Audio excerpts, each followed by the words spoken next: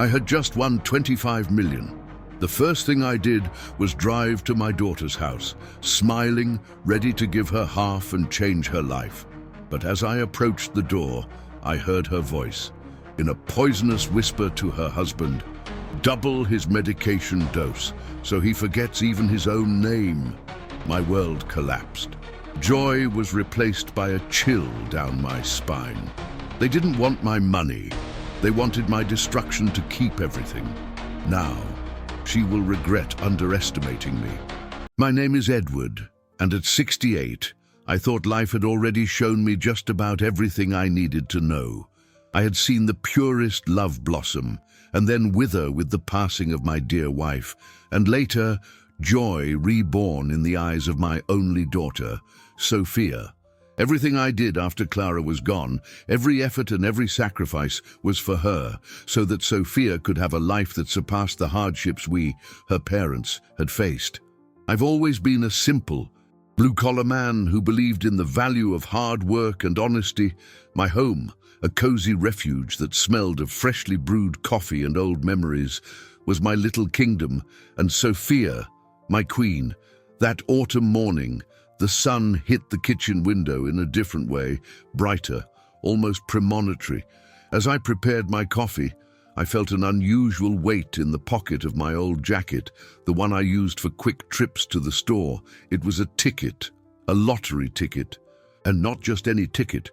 Its lines and numbers, now so familiar and once so mundane, held a $25 million secret. My heart leaped, a dull thud of disbelief followed by an almost childish glee. 25 million. A sum I never in my life imagined possessing, a distant dream that suddenly felt as tangible as the warm mug in my hands. My first and only thought wasn't for myself, but for Sophia. The image of her, from a little girl running through the park with her mother to the beautiful, strong woman she had become, filled my eyes with tears of happiness. 12.5 million, half of it would be hers. Without a second thought, it was the chance to see her life, and that of my son-in-law, Charles, free from any financial worry. It was the guarantee that they could build their dreams without the weight of debt or the uncertainty that had haunted us for so long. I imagined her tight embrace, the tears of relief on her face, the gratitude in her eyes. Oh, how I longed for that moment of sharing, of seeing pure, sincere happiness in my little girl's eyes.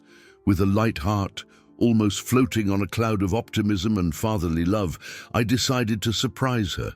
I didn't call. I just grabbed my car keys and drove the few miles that separated my house from theirs. The road, once so ordinary, now had a special glow. Every tree, every house was a backdrop for the great moment to come. I thought about how I would deliver the news, perhaps a special dinner, a toast, or maybe I'd simply hand her the ticket and let the magic of discovery do its work. When I arrived, I noticed the back kitchen door was ajar, as it often was, to let the cool morning air circulate. A light breeze rustled the lace curtains, and a faint smell of coffee mixed with something else, maybe fresh bread, wafted from inside.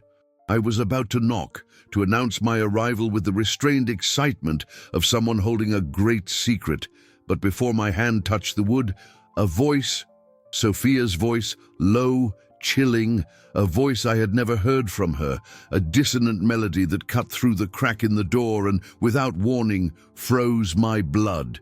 "Just double the dose of his medication," she said to her husband. The sentence slithered through the air like a cold snake, coiling around my heart. That way, he'll forget his own name. With power of attorney, we can sell everything before the end of the year. The air left my lungs. My mind, once so clear and full of joy, was now a whirlwind of disconnected images. The medication was for my blood pressure, a daily pill I took religiously. I knew that, in excess, it caused mental confusion and memory loss. They didn't want my help, my happiness. They wanted my end, a slow, silent erasure to take the little I had. In that instant, the ticket in my pocket, once a symbol of love and generosity, ceased to be a gift. My hands trembled, and the paper in my pocket felt like it was burning. It was a weapon. I turned around, each step a heavy, muffled thud in my chest, reverberating in the deafening silence of the morning. Joy had turned to ice, a thick, impenetrable layer covering every inch of my soul. The loving father who had arrived at that house, dreaming of giving his daughter the world, died there in the garden. In his place, a cold, ruthless, and determined strategist was born.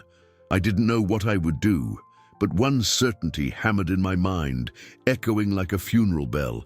She would regret every syllable of that plan. The game was on, and I, the king, would pretend to be a pawn to unmask the charade, whatever it took. That day, the world seemed to have turned upside down. The ticket, once a promise of a bright future, now weighed in my pocket like a stone, a cruel reminder of the betrayal I had just witnessed. I drove home in a trance, the car's engine humming in my ears, but my mind was elsewhere, replaying Sophia's words, the coldness in her voice, the implicit cruelty in her plan.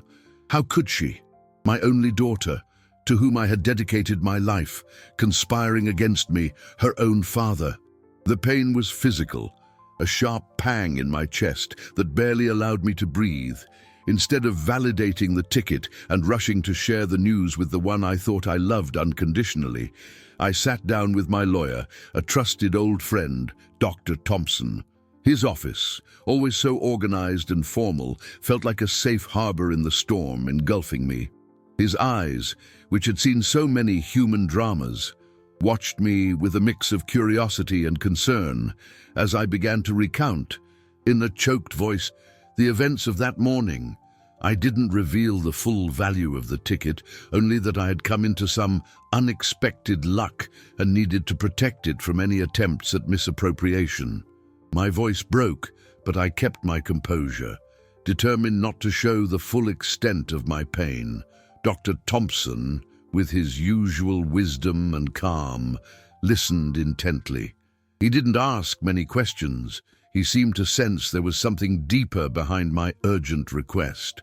"Edward," he said, his voice deep and comforting, "what you need is an ironclad trust fund. No one but you will have access to it.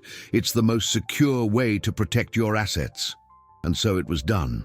The prize, the $25 million, was transferred into that trust, inaccessible to anyone but me. In that moment, I felt a slight relief, as if a part of the weight had been lifted from my shoulders. It wasn't about the money, but about the security that it wouldn't be used to harm me. With the money secured, my performance began. I needed time. I needed proof. They believed I was an easy target, an old, vulnerable man. I would make them believe it even more.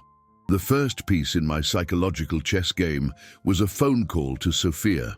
My voice, deliberately weak and slurred, complained of dizziness and a strange sense of disorientation.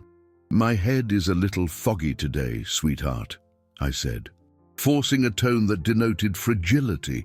"I can barely remember what I had for breakfast."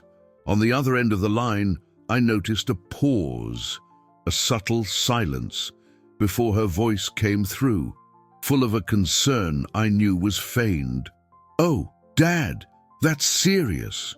You need to take care of yourself." The bait was set. A few days later, she showed up at my house. The doorbell rang, and when I opened it, there she was, a gentle smile on her lips, her blue eyes wide with fake apprehension. She wore a knit cardigan I had given her last Christmas, which only sharpened the pain of her betrayal. "Dad, how are you feeling?" she asked in a sweet voice, kissing my forehead with an affection that turned my stomach. She held up a new weekly pill organizer, already organized by her. "To make things easier for you, Dad," she said, showing me the compartments with the pills for each day. "This way you won't get confused anymore." My eyes fixed on the small white pills, identical to the ones I took. A chill ran down my spine. She was accelerating the plan, handing me the trap herself. I thanked her, forcing a tired smile, and as she turned to tidy up the kitchen under the pretext of helping, I tucked the pill organizer into my nightstand drawer.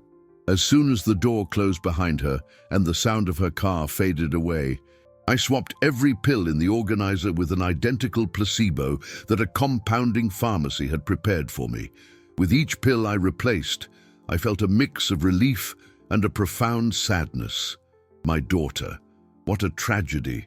The game was dangerous, and with every step, I wondered how far their ambition would go and if I would have the strength to see it through. The next phase would be even harder, and I felt I was about to enter a painful and unknown territory. From that day on, my house became a stage. I, the lead actor, played the part of a confused man, an elderly father whose mind was beginning to fail, while Sophia and Charles, my son-in-law, were the attentive audience, watching for every sign of decline. I began to play the part with a realism that frightened me. I'd forget the names of people I'd known for years, lose my house keys in obvious places like on top of the coffee table, and, at strategic moments, I'd stare blankly at the turned-off television as if I were watching a fascinating show. With every lapse, every moment of confusion, I watched the poorly disguised satisfaction in their eyes during their visits. Sophia would sometimes force a sigh of concern, but the glint in her eyes betrayed the joy she felt seeing her plan unfold. Charles, on the other hand, was less subtle. His smirks were almost imperceptible, but the way he exchanged glances with Sophia, full of a macabre complicity, told me everything. Greed was blinding them, making them reckless, and I needed to use that to my advantage. Their visits became more frequent, and with them, the intensity of my performance increased. It was exhausting to feign dementia, more so each day, but the image of that conversation in the kitchen gave me the strength to continue. I needed irrefutable proof, something that would unmask them completely. Patience was not a virtue they seemed to possess in abundance. The thirst for my assets, for what they believed was my little bit, was consuming them. The first major test came one afternoon when Charles showed up with a folder of documents. "Dad, I brought some insurance papers for you to sign," he said, his tone bordering on condescending. He held out a pen and pointed to the signature line. My eyes, trained by life and experience, quickly identified the nature of the documents. They weren't insurance papers. They were, in fact, title transfer documents for my car. The car, an older but well-maintained model that had served me for years, was another piece of my life they wanted to rip away. My heart raced, but I maintained my confused expression. I feigned hesitation, looking at the papers as if I couldn't understand what was written. "Oh, insurance. But don't I already have insurance?" "Son," I asked, scratching my head, making my voice sound even weaker. Charles forced a patient smile. "No, Dad, this is a new kind of insurance, more comprehensive. It'll be good for you." As he spoke, I let the pen drop to the floor with a soft clatter. As I bent down to pick it up, I accidentally knocked over a glass of water on the side table, spilling it all over the documents. Charles's eyes widened in shock, and a grunt of frustration escaped his lips. He tried to dry the papers with a napkin, but it was too late. The ink ran and the letters blurred, rendering the documents useless. "Oh my goodness, what a mess!" I exclaimed with a look of false regret. "I'm so clumsy lately. I guess age is finally catching up with me." Charles, his face contorted with barely concealed rage, forced a smile. "No problem, Dad. It happens. I'll get new forms tomorrow." He stood up abruptly, the wet folder in his hands, and said a hasty goodbye. Their impatience was palpable. I could smell the frustration and greed hanging in the air with every interaction. They were getting desperate to speed up the process, and I knew that would lead them to make mistakes. The car incident was just a warm-up. I was playing a dangerous game, but the adrenaline fueled me. With each passing day, I felt stronger, more determined. The sorrow of betrayal was still there, like an open wound, but anger, a cold and calculating anger, was giving me purpose. I was ready for their next move, and I knew it would be something much bigger. Their impatience, which I already felt simmering, reached a new level. It wasn't long before the phone rang again, and Sophia's voice, now with a more insistent tone, informed me of an evaluation at my house. "Dad, with all this confusion you've been having, we thought it would be best to have a doctor see what's going on," she said, with a concern that sounded even more hollow. "Dr. Evans is an excellent neurologist, a friend of Charles's. He'll come by tomorrow afternoon." I knew what that meant. It wasn't an evaluation to help me, but to obtain a declaration of incompetence. It was the centerpiece of their plan to get a conservatorship and finally take control of everything. A shiver ran down my spine. The gravity of the situation was undeniable. They were moving fast, and I needed to be faster and smarter. While I feigned mild confusion about who Dr. Evans was, my mind was racing, planning my next move. I needed irrefutable proof, something that could dismantle their scheme once and for all. The words "clinic" and "liquidate my assets" still echoed in my head, a constant reminder of what was at stake. Using the excuse of an internet problem, I called a security company first thing in the morning. I explained that my connection was intermittent and that I needed a surveillance system to monitor the house while I was away because of my memory lapses. The technician, a young, polite man, bought my story. As he installed micro cameras and audio recorders in strategic spots throughout the house, in the living room, the kitchen, and even the hallway, my heart pounded. Every connected wire, every positioned lens was another piece on my chessboard, a guarantee that the truth would eventually come out. The cameras were so discreet they were barely noticeable, almost invisible, and the audio system would capture every whisper, every intention. The following afternoon arrived with a palpable tension in the air. I sat in my living room armchair, pretending to read a newspaper upside down as I waited for them. The doorbell rang on time, and there were Sophia and Charles, accompanied by a man who exuded an air of superiority, wearing a pristine suit and carrying a leather briefcase. Dr. Evans, his eyes behind thin glasses, analyzed me with a condescending air that made me sick. The evaluation was a spectacle. I played my role masterfully. When Dr. Evans asked me simple questions, like the name of the president or my birthday, I answered incorrectly on purpose, sometimes mixing up the answers, other times hesitating for an exaggerated length of time before giving a completely illogical response. Sophia and Charles sat beside me, playing the part of concerned children. They sighed, exchanged looks of false sadness, and occasionally shook their heads in denial, as if my every mistake confirmed their worst fears. "Dad, do you remember what we had for lunch yesterday?" Sophia asked, her voice cracking, as if she were about to cry. I looked at her, then at the doctor, and frowned. "Lunch? Oh, yes. We had clouds, dear. Sugar clouds." Dr. Evans jotted everything down on his clipboard, and I could see an almost imperceptible smile on his lips.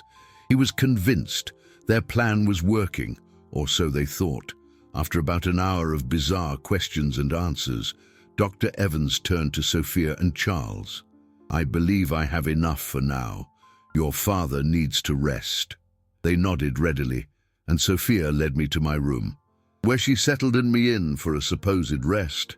However, my ears were sharp, and I knew the most important part of the plan was about to unfold. Their conversation with the doctor, the proof I so desperately needed, was about to be recorded. I just had to wait, lying in bed, pretending to sleep while the truth revealed itself through the walls. My heart, though heavy with pain, was filled with a new determination. The game was far from over. Lying in my room, feigning a deep sleep, Every fiber of my being was on high alert. The silence of the house was broken only by the muffled whisper of voices from the living room. I could barely breathe, my attention completely focused on distinguishing the words coming from there. The air felt thicker, charged with an invisible tension. I knew this moment was crucial. The recording of the conversation between Sophia, Charles, and Dr. Evans would be the irrefutable proof of their conspiracy. The first sounds I caught were Sophia's relieved sigh, followed by Charles's voice, which sounded more relaxed, almost triumphant. "So, Doctor, what's your assessment?" Charles asked, and I could imagine the satisfied smirk on his face.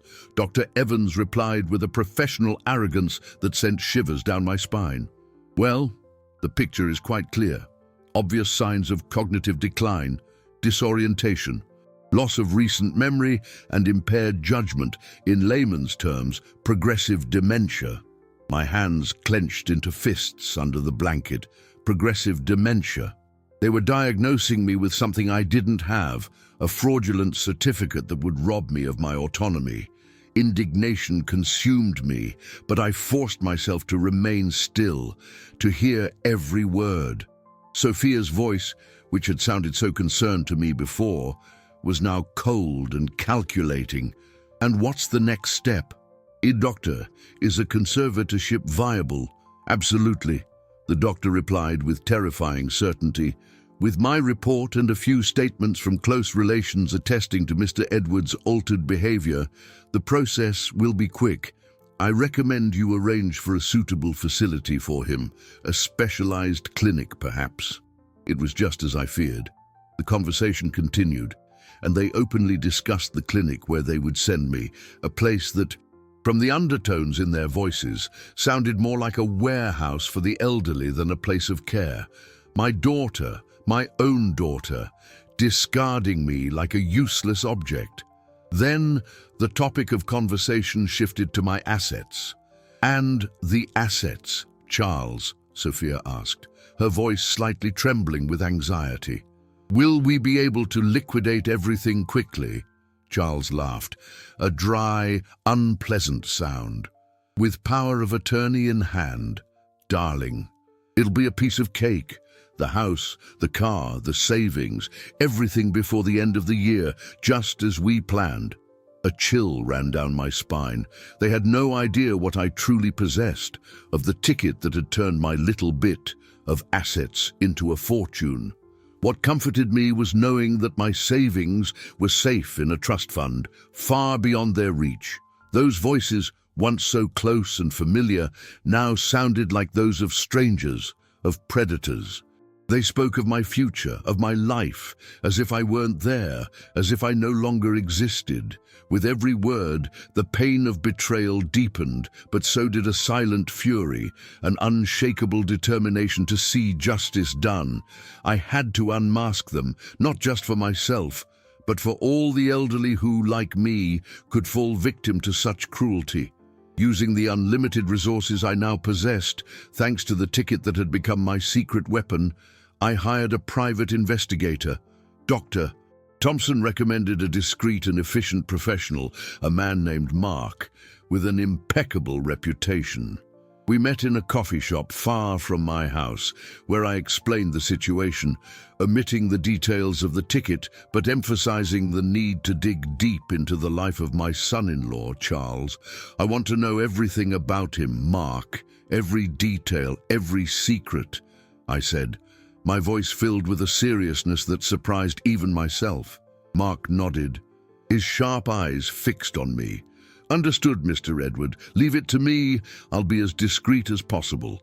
I left the coffee shop with a new sense of purpose. I was no longer alone in this battle. I had Dr. Thompson, and now Mark. The net was closing, and I felt that the revelations to come would be decisive. I was about to discover Charles's true face, and perhaps the extent of Sophia's complicity. Anxiety gnawed at me. But the hope for justice was a beacon in the darkness. The next step would be the most dangerous, but I was ready to face it. The days following Dr. Evans's evaluation were a silent torture. I continued my charade of a confused man tripping over invisible rugs, forgetting words mid-sentence and mumbling nonsensical answers when Sophia or Charles asked me something. It was exhausting, a heavy burden on my mind and heart. But the recording of that living room conversation, now safely stored, was the fuel that drove me. Every time I saw the false concern in Sophia's eyes or Charles's restrained smile, the image of the hidden microphones and discreet cameras gave me the strength to maintain the performance. Their visits became even more frequent, and with them, the pressure for me to cooperate increased. Charles brought stacks of documents, some of which I recognized as power of attorney and transfer forms. Others I didn't even bother to read, knowing they were traps. My strategy was always the same: pretend not to understand, let the pen drop, or accidentally spill coffee on the papers. The frustration on Charles's face was increasingly evident, the veins in his neck bulging, but he forced himself to remain calm in front of me, his ailing father-in-law. Sophia, for her part, tried to persuade me with fake affection and melodramatic arguments about my safety and well-being, but I could feel the impatience gnawing beneath her syrupy voice. Meanwhile, Mark, the private investigator, worked tirelessly in the shadows. I received his reports discreetly, usually via encrypted email or in quick impersonal meetings in public places. Each new email brought a mix of apprehension and anxiety. I wanted the truth, no matter how painful, but I feared what it might reveal about the daughter I thought I knew. The first series of discoveries was like a punch to the gut. Charles wasn't just an opportunist. He was a criminal. Mark's reports detailed deep involvement in a real estate fraud scheme, a labyrinth of illegal deals and dubious transactions. His name appeared on the records of shell companies, on overvalued properties sold at inflated prices, and on fraudulent bank loans. The extent of his illegal network was staggering. "Mr. Edward," Mark told me in one of our meetings, his voice serious, "Charles owes a very large sum of money to some very dangerous people. They won't hesitate to collect, and they're not the type to accept excuses." The revelation chilled my blood. My house, my assets, the little I had, wasn't for luxury or for building a comfortable life for my daughter and son-in-law. It was to pay off debts, to cover the holes of a criminal scheme that could cost Charles his life. The question that hammered at me was, did Sophia know? Was she blinded by love or by ambition? Mark confirmed my worst suspicions. "Your daughter is involved, Mr. Edward. She's not just a bystander. Her name is on some of the documents, minor stakes, but enough to indicate complicity. She knew, or at least she knew enough to be highly suspicious." That information was devastating. It wasn't just the betrayal of a son-in-law, but that of my own daughter. The pain intensified, mixing with a cold anger and a feeling of profound disappointment. My little girl, my Sophia, blinded by greed, or perhaps by the fear of losing Charles, had become an accomplice to a criminal. Their plan to have me put under a conservatorship and take my assets wasn't just for their benefit, but to settle Charles's dangerous debts. The situation was much worse than I had initially imagined. It wasn't just about money, but about my own safety. If Charles didn't pay his debts, the consequences could be disastrous. My charade had to continue, and now, with an even greater sense of urgency, I had to unmask them before their actions put me, and ironically, even Sophia, in real danger. The next move would be theirs, and I knew they wouldn't wait long to make their final play. They were at the end of their patience, and I needed to be one step ahead. What came next would be the decisive battle. The atmosphere in my house grew heavy, almost suffocating. With each visit, Sophia and Charles seemed more tense, their fake courtesy giving way to poorly disguised irritation. I continued my impeccable performance as a confused man, but I could feel their impatience growing, like an uncontrollable fire. With every lapse, every accidentally destroyed document, I saw the flash of frustration in Charles's eyes and the clenching of Sophia's jaw. They were at their limit, and I knew the checkmate was near. The revelation about Charles's dangerous debts and Sophia's complicity weighed on my soul like a pile of stones. The pain of betrayal was an abyss, and I wondered how, after everything we had built, Sophia could have lost her way so completely. The nights were long, filled with painful reflections on the past, on Clara, my wife, and on how I had failed to protect my daughter from her own wrong choices. But alongside the pain, a steely determination grew. I had to act, not just for myself, but to prevent them from sinking even deeper into this swamp of illegality. The climax of their plan came just as I expected. One day, I received a court notice. It was a petition for conservatorship. Sophia and Charles had filed it, attaching Dr. Evans's fraudulent report and, to my surprise, statements from a few friends about my cognitive decline. Reading the names, I realized they were people Charles had co-opted, perhaps with money or threats. With every line of the document, anger mixed with sadness. They were playing hardball, and there was no turning back. They thought it was checkmate. They had filed for the conservatorship, certain that with the medical report and the we proofed from the statements, the path would be clear for them to enjoy my assets. Little did they know that I had been waiting for this moment, that every piece on my own chessboard had been meticulously placed to counter their plan. The petition wasn't the end of the game, but the beginning of my counter-offensive. I called Dr. Thompson immediately. His voice on the phone was calm and firm, as always. "They've made their move, Edward. Now it's our turn." I told him about the statements from their friends and the fraudulent report. He listened with the attention of a surgeon before a complex operation. "Don't worry, my friend. We already have everything we need." The real twist lay in a detail that they, in their haste and greed, had completely overlooked. Sophia and Charles's lawyer, an ambitious young man I knew was new to the field and therefore prone to oversights, hadn't checked a crucial document, my will. A will my son-in-law probably thought I didn't even have. Or that would be harmless. After my wife, Clara, passed away, and while still mired in grief, I had added a clause. A simple but powerful clause that would become their downfall, the betrayal clause. The clause, drafted with the help of a younger but equally shrewd Dr. Thompson, stipulated that any direct heir proven in a court of law to have acted with malice, fraud, or bad faith with the intent to harm me would be immediately and permanently disinherited. At the time, I added it more out of an abstract sense of justice, never imagining it would one day be used against my own daughter. Now, it was my most potent weapon, the hidden ace waiting for the right moment to be revealed. The day of the hearing approached, and anxiety consumed me.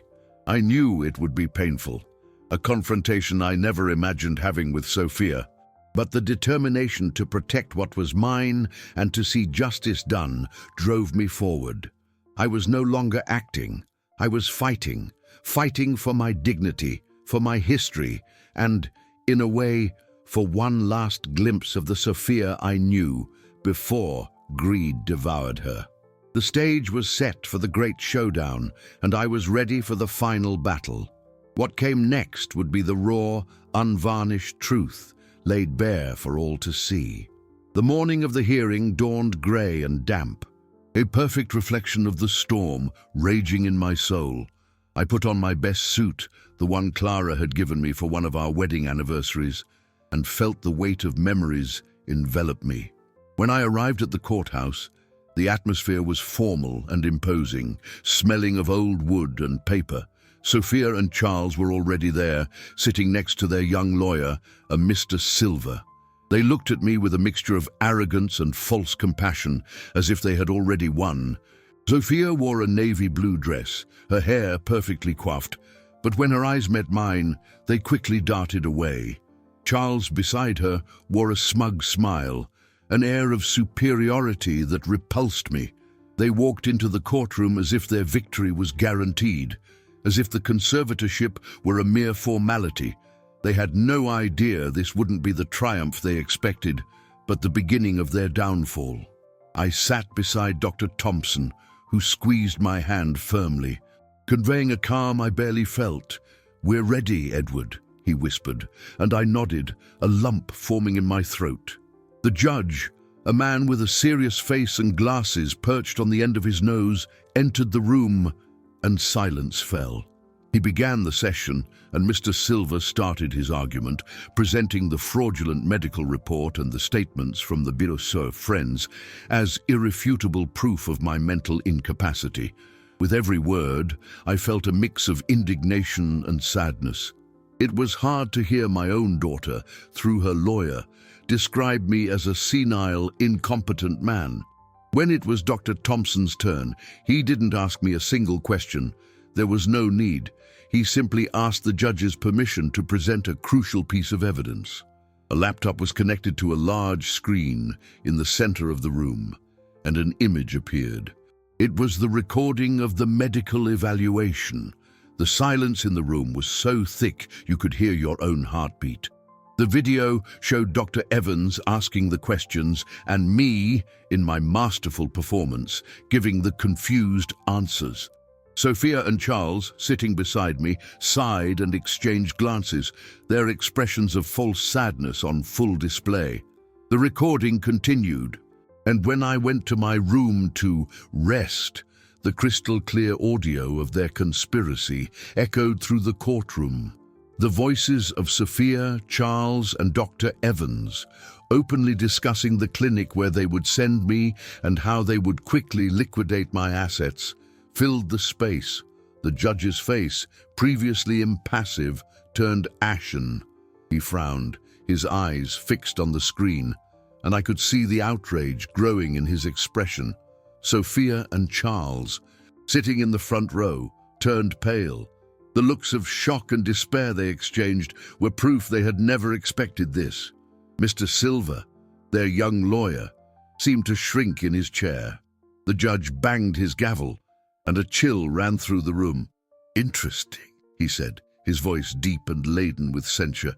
"Very interesting indeed." Dr. Thompson then rose again. "Your Honor, we would like to present some further evidence that corroborates the bad faith of the petitioners." He motioned to Mark, the private investigator, who approached the stand with a thick dossier in his hands.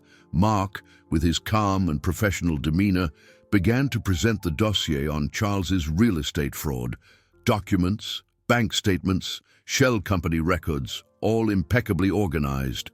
He detailed the scheme, the dangerous debts, and Sophia's participation in some of the transactions.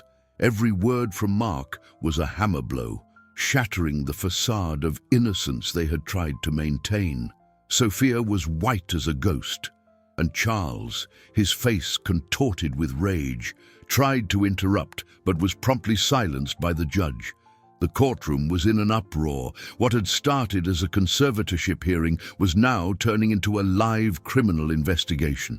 I watched Sophia, her eyes welling with tears, her face disfigured by terror and humiliation. I felt a tightness in my chest, a deep sadness. This was not the daughter I had raised, the joyful girl full of dreams. Greed had turned her into a stranger, an accomplice to a crime. The final blow was about to be struck, and I knew it would change all our lives forever. The murmur in the courtroom was deafening, quickly silenced by the firm strike of the judge's gavel. The faces of Sophia and Charles were a study in terror and disbelief. The fraudulent report debunked, the conspiracy recorded, and now Charles's web of fraud exposed. It was as if hell had opened up beneath their feet. Mr. Silver, their young lawyer, was visibly shaken. His once confident posture now slumped under the weight of imminent defeat. Dr. Thompson, with the serenity of a chess master executing his final move, waited for the silence, and then, with a slight nod to the judge, asked to present the last and most crucial document. The room was in suspense. Until that moment, the case seemed to be heading towards a dismissal of the conservatorship petition and possibly criminal charges against Charles and his accomplices. But Dr. Thompson had something more. "Your Honor," Dr. Thompson began, his deep voice filling the space. "The defense would like to present Mr. Edwards' will, a document that, surprisingly, was not duly reviewed by the opposing counsel." He took a document from his briefcase, a yellowed and seemingly harmless piece of paper, but one I knew contained Sophia's true ruin. My eyes met hers for an instant. I could see a spark of confusion and perhaps a glimmer of fear. She hadn't considered the possibility of a will or any clause that could nullify her plans. Dr. Thompson approached the lectern and began to read aloud. With every word, the silence in the room deepened. "I, Edward Miller, being of sound mind and body," he began, and I could feel the irony of those words reverberating in the air, given everything that had just been exposed. He continued, listing the common provisions of a will until he reached the part I knew would change everything. "And finally, in my intention to protect the legacy and values I have always cherished, I declare the inclusion of the betrayal clause." A ripple went through the courtroom. Sophia and Charles, previously paralyzed by shock, now shifted restlessly in their seats, their expressions of terror deepening. The judge, with a piercing gaze, gestured for Dr. Thompson to continue.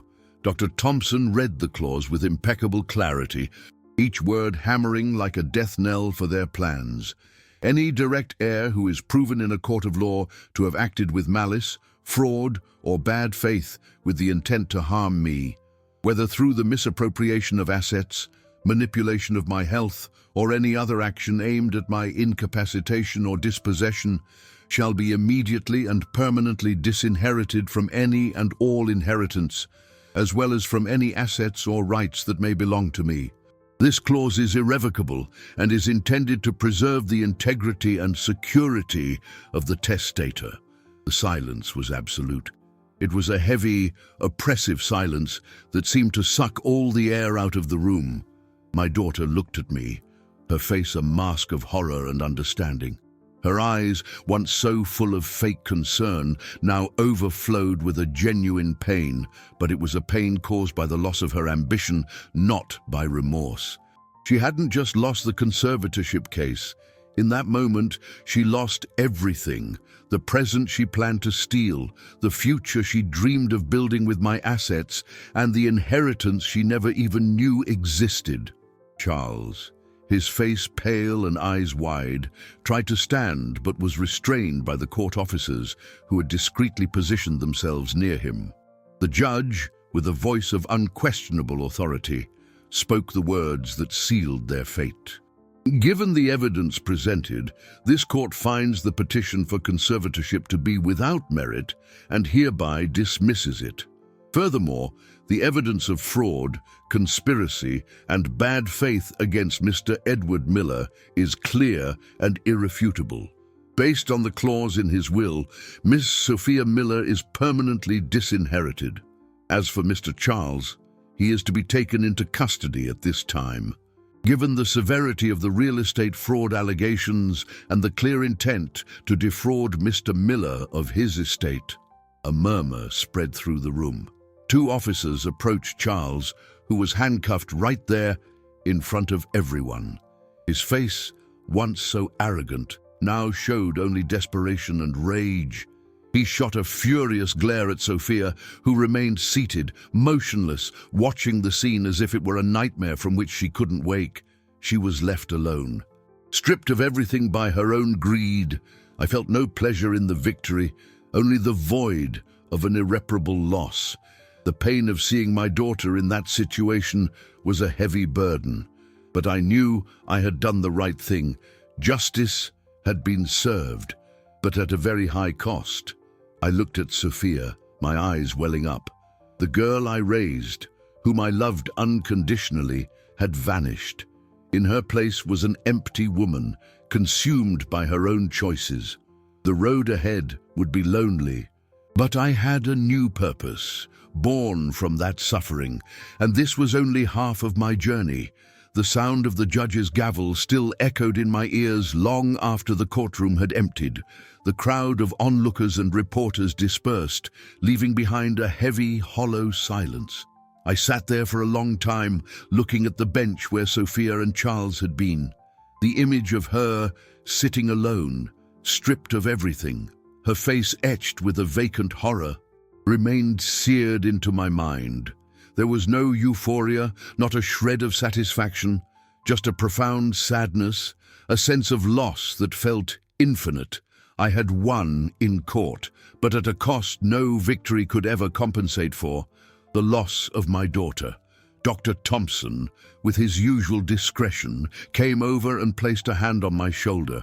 "That was a difficult day, Edward," he said, his voice soft, full of understanding. I just nodded, unable to speak. The pain of watching Charles being led away in handcuffs and Sophia sitting there like a statue of ice was something I knew I would carry with me forever. This was not the ending a father dreams of for his daughter or for himself.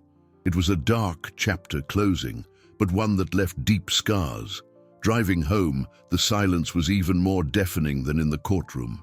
Every corner of the house seemed empty, and the memories of my life with Sophia, the laughter, the hugs, the promises, mingled with the recent images of her betrayal. That ticket in my pocket, the $25 million secret that was supposed to bring happiness and security, had instead become a catalyst for ruin. I lay on my bed, stared at the ceiling and cried. I cried not for myself, but for the girl Sophia once was, who had lost herself on a path of no return. The next day, the urgency to give new meaning to that money spurred me into action. I couldn't just let it sit there, a constant reminder of the pain. I took my $25 million, now firmly secured in a trust only I could control, and called Dr. Thompson again. "I want to start a foundation," I told him, my voice still shaky, but with a newfound clarity.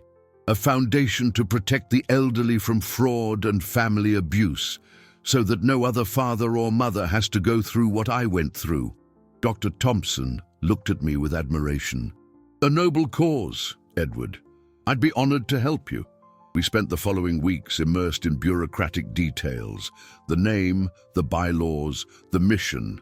I wanted every detail to reflect my experience, to turn the poison I had been given into an antidote for others. The foundation would be a refuge, a center for legal and psychological support for vulnerable seniors, a beacon of hope for those who, like me, had been betrayed by those they trusted most. The creation of the Clara Foundation, named in honor of my late wife, who had always believed in human kindness, brought new meaning to my life. Every meeting with lawyers, every conversation with future volunteers was a step toward filling the void left by the loss of Sophia. I channeled all my pain, all my anger, all my sadness into building something that could help. It was hard work, but every bit of progress brought me a sliver of peace. While the foundation was taking shape, I continued to deal with Sophia's silence. She didn't contact me. I didn't contact her. The distance between us was an abyss of hurt and disappointment. Occasionally, I'd get indirect news through Dr. Thompson about Charles's case and Sophia's uncertain future, but I chose not to delve deeper. I needed to heal, and to do that, I had to focus on my new purpose. One day, as I was reviewing the plans for the Foundation's first service center, the phone rang. It was an unknown number. I hesitated to answer, but something compelled me. A woman's voice, a little shaky, asked, "Mr. Miller, my name is Anna. I'm a social worker. We got your foundation's contact information and, well, we have a case. An elderly woman showing signs of mental confusion, whose children are trying to sell her house and move her into a nursing home against her will. It seems they've already tried to force her to sign some documents. What's even stranger is that her son-in-law is an acquaintance of Charles, your former son-in-law." The mention of Charles, even indirectly, sent a shiver down my spine. The web of injustice was larger than I had imagined, and I knew this was just the beginning of a long journey. The call from Anna, the social worker, was a call to action, a vivid reminder of why I had embarked on this journey. The mention of Charles, however fleeting, reinforced my conviction that the harm he and Sophia tried to inflict on me was not an isolated case, but part of a dark pattern affecting many vulnerable seniors. The Clara Foundation, which I was building brick by brick, was beginning to find its true purpose. In the days that followed, I dove headfirst into the case of the woman Anna had mentioned. Her name was Mrs. Peterson, an 82-year-old woman with a gentle smile and eyes filled with fear. I visited her in her small home, which was a mirror of my own, full of memories and the fragility that age imposes. Her children, driven by a rush to seize her assets, were using tactics similar to those Sophia and Charles had employed against me. There were signs of coercion, manipulation, and, most painfully, a veiled cruelty that reminded me all too much of what I had experienced. Dr. Thompson, now acting as legal counsel for the Clara Foundation, took on Mrs. Peterson's case with the same dedication he had shown in mine. Together, he, Anna, and I worked tirelessly. We interviewed neighbors, collected statements, and what we discovered was a script almost identical to my own. A doctor who was a friend of the children, documents being forced upon her for signature B, and the clear intention of institutionalizing her and liquidating her assets. With each discovery, I felt a mix of anger and a new strength, a certainty that I was not just healing myself, but also building a legacy of protection. The Foundation's involvement in Mrs. Peterson's case did not go unnoticed. News of my story, though I tried to keep it discreet, began to circulate. The Foundation received dozens of calls, emails, and visits from people seeking help, stories of neglect, exploitation, manipulation. It was a world of pain I had barely imagined existed on such a scale, and I felt overwhelmed, but also deeply fulfilled. Amid this new phase of intense work, one morning, as I was organizing documents in my study, the doorbell rang. I opened the door, and there she was, Sophia. Not in the navy blue dress from the courtroom, nor with the forced smile from before. She was wearing simple clothes, her hair was undone, and her eyes were swollen from what must have been many nights of crying. She seemed smaller, fragile, and there was a vulnerability in her gaze I hadn't seen in a very long time. "Dad," she began, her voice an almost inaudible whisper. I watched her in silence, my heart pounding in my chest. So many conflicting emotions swirled within me: anger, hurt, and a tiny flicker of an old, persistent hope. For a moment, I didn't know what to say. I invited her in, and she sat on the sofa, her hands clasped in her lap, avoiding my gaze. I'm so sorry, Dad," she finally said, her voice breaking. "I don't know what got into me. I lost my way. Charles, he manipulated me, but I was weak too. I know what I did was unforgivable." Tears streamed down her face, wetting the hands she wrung together.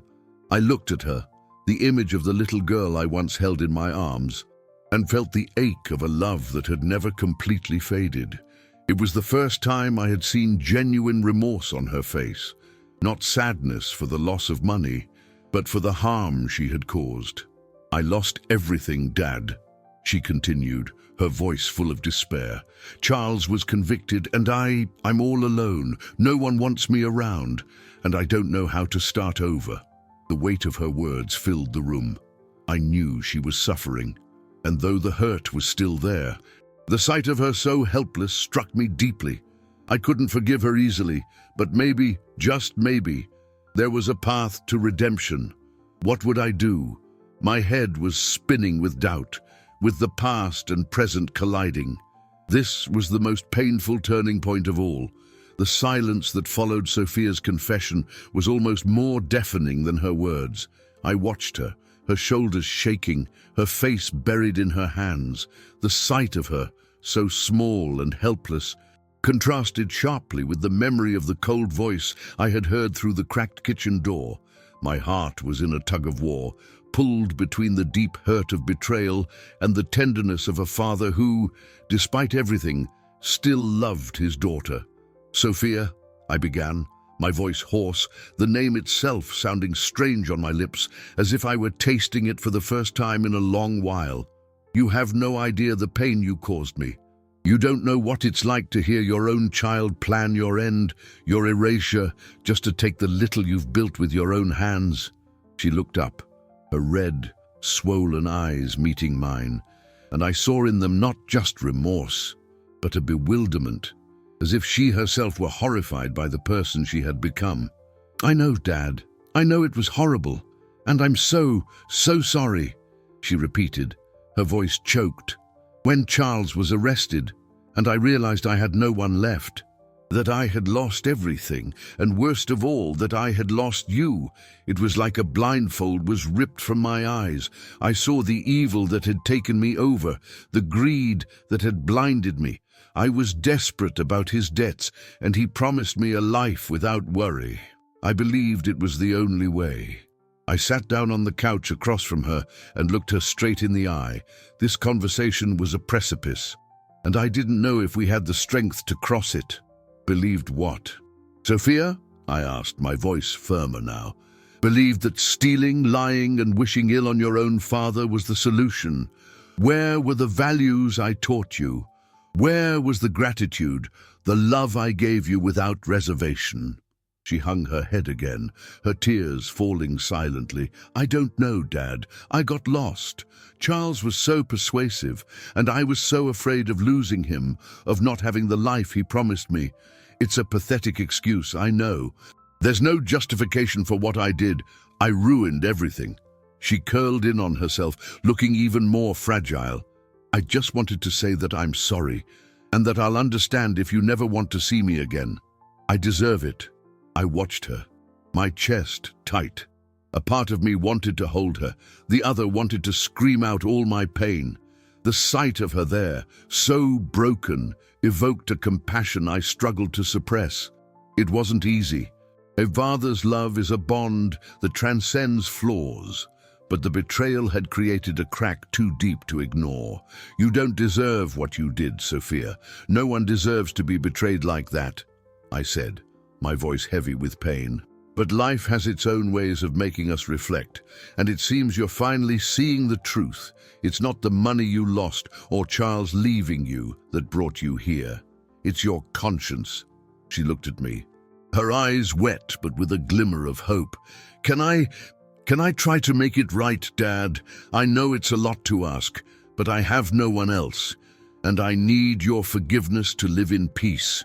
The word forgiveness hung in the air, heavy and laden with meaning. It was a burden I didn't know if I could carry or if I should grant. What she was asking was immense, something I wasn't ready to offer. I stood up and walked to the window, looking out at the garden. The same garden where my heart had turned to ice. The smell of damp earth and freshly watered flowers filled the air, a stark contrast to the barrenness in our souls. I needed time to process this, to understand what her request meant for me and for my future. Sophia, my daughter, was broken, but her brokenness wouldn't fix my own. The decision I had to make was monumental, and it would involve more than a simple yes or no. She waited, her eyes fixed on my back, and the silence filled the room again, thick with a tension I didn't know how to resolve. Still facing away from Sophia, the gentle breeze from the window seemed to carry memories of so many summers, of laughter and tight hugs. This house, once home to a happy family, now bore witness to a father's fragility and a daughter's attempt at redemption. I turned to her, my eyes searching hers for the sincerity I so desperately craved. Redemption isn't an easy path. "Sophia," I said, my voice softer but still carrying an immense weight. "It's built step by step, with actions, not just words. And most importantly, with a genuine acknowledgement of the harm you've done. She nodded vigorously, tears still streaming, but now there was a glint of determination in her eyes. I know, Dad. I'm willing to do whatever it takes. I don't expect instant forgiveness, but maybe a chance. I sat down again, taking a deep breath. The sight of her so vulnerable struck a deep chord within me. The anger was still there, like a hot coal hidden under ash, but the flame of a father's love, though wounded, still flickered. I couldn't ignore the fact that, despite everything, she was my daughter, the only one I had left. I started a foundation, Sophia, I began, telling her about the Clara Foundation, about its mission to protect seniors from fraud and abuse. I told her about Mrs. Peterson and the other cases we were already helping. This is what the money you once tried to take is being used for, to do good, to turn pain into hope for others. Her eyes widened, and a new wave of tears washed down her face. Dad, that's beautiful, and to think that I feel so ashamed. She stood up and hesitantly came over to me, kneeling by my side. Dad, let me help. Let me work at the foundation. I don't want money. I don't want anything. I just want to dedicate my life to fixing what I did, to helping those who I, in my blindness, almost harmed. Please, give me that chance. I looked down at her, my eyes assessing the sincerity in her voice and on her face. It was a bold request, a twist I never would have predicted. The idea of Sophia working at the Clara Foundation, with her intelligence and organizational skills, once used for evil, now turned toward good, was tempting. But trust, the most fragile of bonds, was broken. It won't be easy, Sophia, I said, my voice laced with skepticism.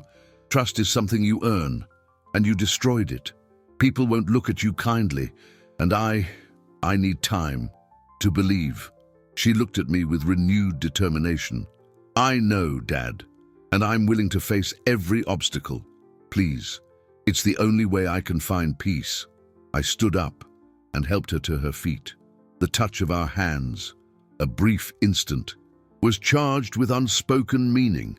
I've thought a lot about this, Sophia, and the truth is, despite all the pain, there's still a thread that connects us. But that thread is tangled, full of knots. Untangling it will take more than words. It will take work, a lot of it. I decided to give her a chance, but with conditions. She would start as a volunteer at the foundation, with no privileges, no salary, and she would work on the toughest cases, behind the scenes, where her presence wouldn't cause initial discomfort for the other beneficiaries. At first, there would be no forgiveness, only an opportunity to prove herself. If you truly want to redeem yourself, Sophia, then prove it, with actions, with dedication. We'll start here. She hugged me, a tight, genuine hug, the first in a very long time. I felt her cry on my shoulder, but this time the tears seemed to be of relief and gratitude. It was a beginning. The path to rebuilding our relationship would be long and arduous, but for the first time in months, I felt a slight relief, as if a weight had been lifted from my chest.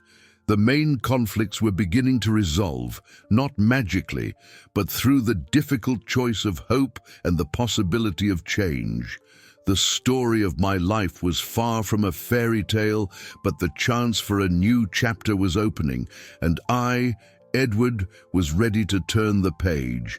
The path to redemption, as I had told Sophia, was not easy, and the months that followed proved it. She began her work at the Clara Foundation as a discreet, almost invisible volunteer. At first, I watched her with a mixture of hope and skepticism, like a gardener waiting patiently to see if a damaged seed would sprout.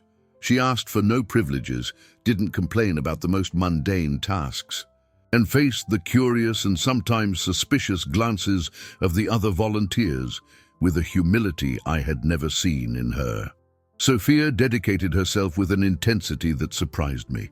She immersed herself in the cases of abused and defrauded seniors, using the intelligence and analytical skills that had once been warped by greed to help others. She read complex documents, organized spreadsheets, and spent hours listening to the painful stories of the foundation's beneficiaries.